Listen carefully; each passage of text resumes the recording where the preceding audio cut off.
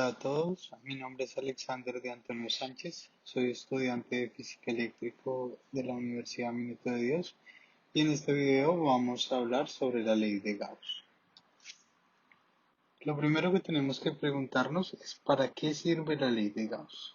La ley de Gauss obtiene su máxima utilidad para calcular el campo eléctrico en situaciones donde la distribución de carga tiene asimetría cilíndrica, esférica o está distribuida uniformemente en un plano o en una placa infinita.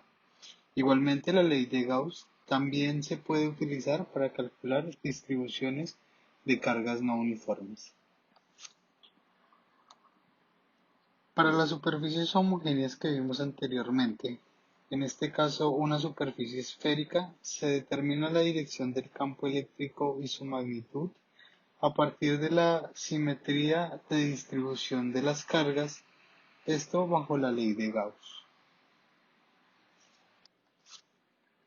Para poder comprender la ley de Gauss es importante tener en cuenta el concepto de flujo eléctrico.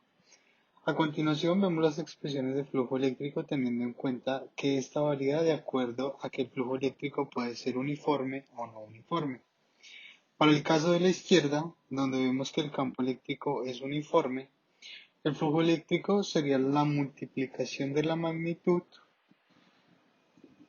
de ese campo eléctrico que está atravesando esta superficie por el área superficial por el coseno de teta, en donde teta es un ángulo que formaría ese vector de campo eléctrico y el vector normal a la superficie.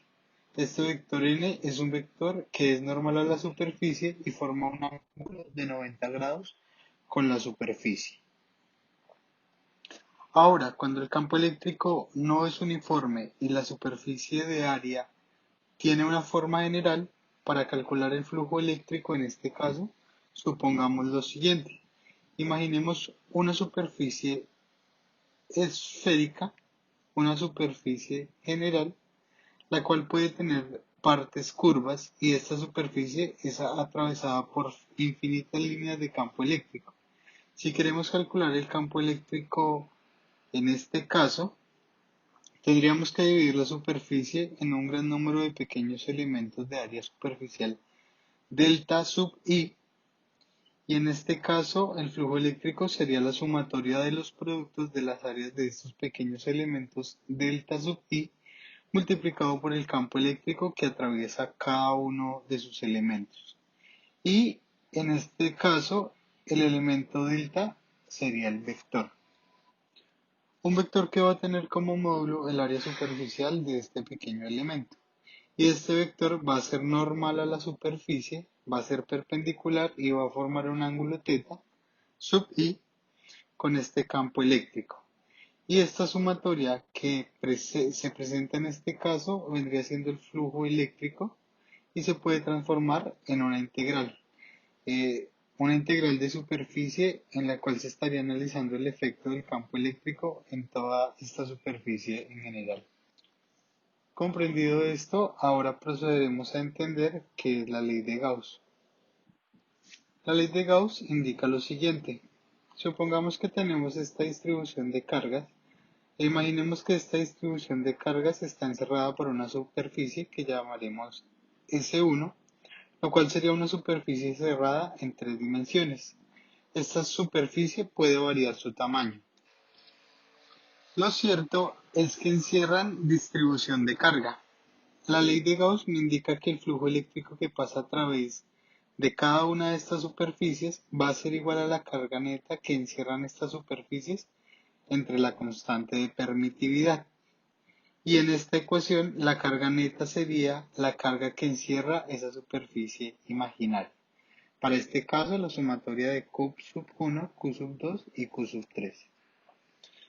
De manera formal, la ley de Gauss dice lo siguiente: el flujo eléctrico total a través de una superficie cerrada es igual a la carga eléctrica neta total dentro de la superficie dividida entre la constante de permitividad.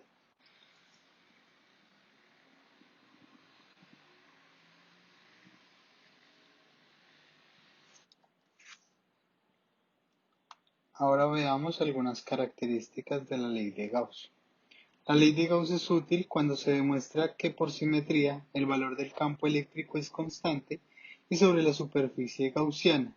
Es decir, acá tendríamos casos para poder aplicar la ley de Gauss en los cuales la superficie gaussiana, que se trata alrededor de la distribución de carga, va a tener puntos en donde el campo eléctrico en todos esos puntos va a tener un mismo valor.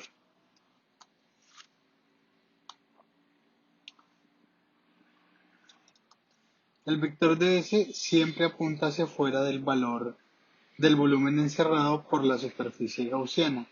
Es decir, imaginemos acá dos distribuciones de carga en donde se traza fuera de ellos una superficie gaussiana imaginaria, que serían estas superficies colocadas en color rojo punteadas. El vector de eso se coloca hacia afuera del volumen.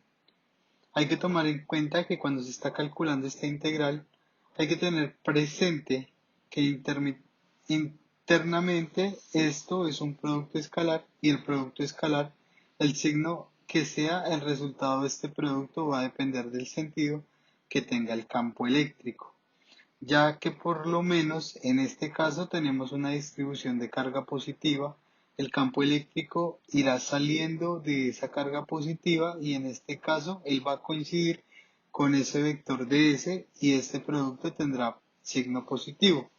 Mientras que en el otro caso tenemos una distribución de carga negativa, el campo eléctrico iría hacia adentro de la carga negativa, en este caso, por ejemplo, por mencionar un ejemplo, porque estos son ejemplos de distribución de carga esférica. En este caso, el campo eléctrico iría paralelo al vector de S, pero apuntaría en sentido contrario.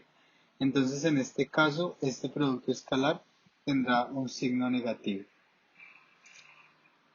Bien, esa fue una breve reseña de lo que es la ley de Gauss. Espero que haya sido de su agrado. Muchas gracias por su atención.